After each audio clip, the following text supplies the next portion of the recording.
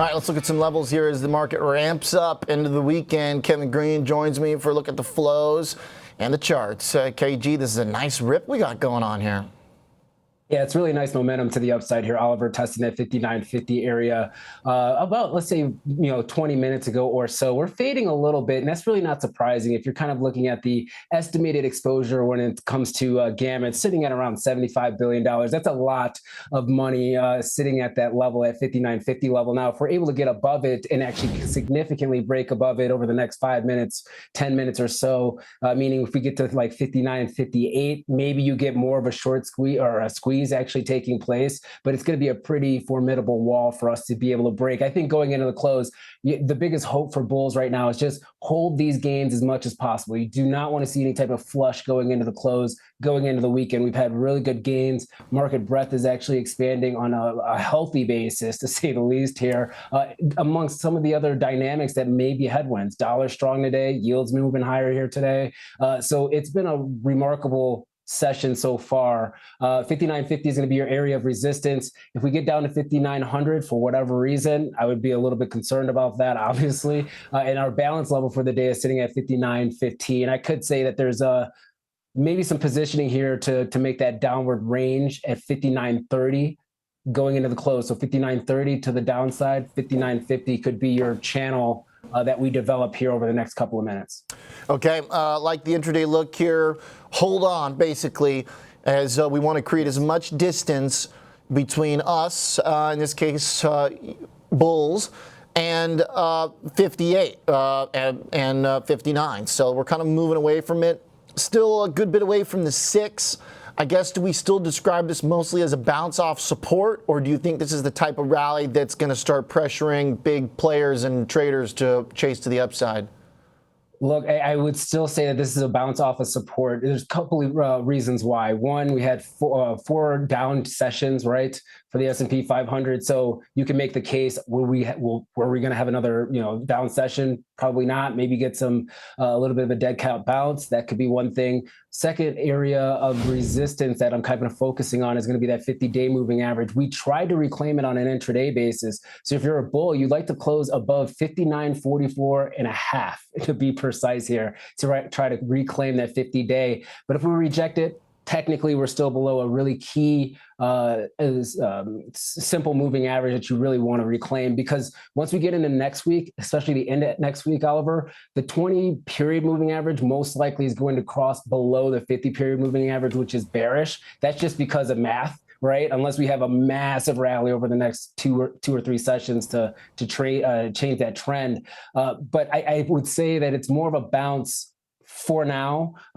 Breadth is looking good once again. MACD is trying to flatten out here. We could talk about the weekly candle structure. I think that's going to give the bulls a little bit more confidence, but let's not get ahead of ourselves. We've seen this type of bounce before. We faded. That's exactly what happened on that right shoulder for that head and shoulders pattern here. We could have a follow through day, but we really want to break above 6,000 in order for us to kind of get us, try to get us in the clear here and get out of this consolidation or pullback. It seems like the battle basically is already happening here at this 58.65 over the last week. Call it the Christmas battle. I don't know, something like that. Holiday chop, because it wasn't Santa Claus, but it wasn't awful either. And then the next one, then at the 6 to the upside. So it seems like, if you like to trade ranges, you're still able to kind of do that for the moment if you're trying to sell spreads on either side of those ranges. I mean, we've held this roughly 150-point range pretty well. Yeah, you can continue to sell spreads.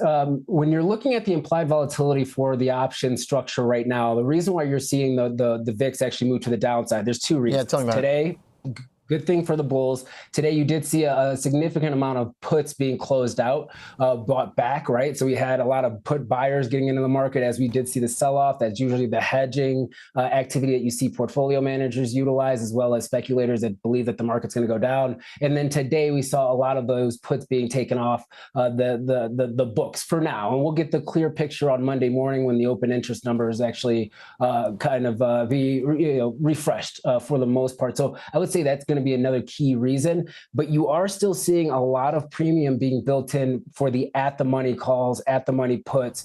you're not really seeing that skew being priced out in the premiums on the wings or the tail ends of the curve that a lot of people kind of talk about there. So as you talked about, you could be a premium seller here, but you might have to get a little bit closer to the money to make it worth it, because we are still seeing violent intraday swings, either to the upside or downside, to be mindful of. But we have made, for the most part, a little bit of a consolidation pattern in the 58.65 area, has been able to hold.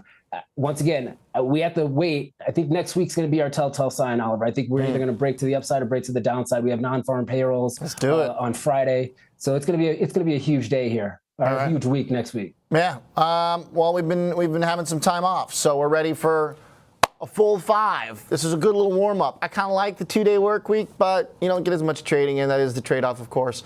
Hit me with that weekly candle chart, KG, because that one's fun. Yeah, it is actually very interesting. So this morning we talked about this 20-period moving average when you're looking at the weekly chart. And this is about as textbook as you can get, Oliver, right? We had a flush to the downside, literally pretty much hit that moving average on the nose, and then had buyers really stepping in. So this formed a hammer candle for the week. Hammer candles are good. You'd like to see them at the bottom of trends. That's usually when buyers try to step into the market. So that's one feather in the cap for the bulls. The reason why I also kind of bring this up, I don't know if you remember the Wonder Twins. It was a cartoon for the 90s and 80s babies that are out there. But what's interesting is that you have an inverted hammer from last week, and now you have a hammer candle for this week. And for the most part, the close is going to be for the same. The close for this week is going to pretty much match the open for last week. So I would say this kind of cancels itself out, but you give a little bit more confidence for the bulls because you were able to hold a major support area when you're looking at that moving average. We do need to see some follow through here today and for next week here. And if we do get maybe some of these hedges being taken out of the market, Oliver, that might give us enough pressure for us to be able to follow through next week. So this is actually a very good and interesting technical chart. Probably need to put it in a book somewhere, because you rarely see it really on the nose like this. Interesting. The inverted hammer, and then the OG hammer. I don't know.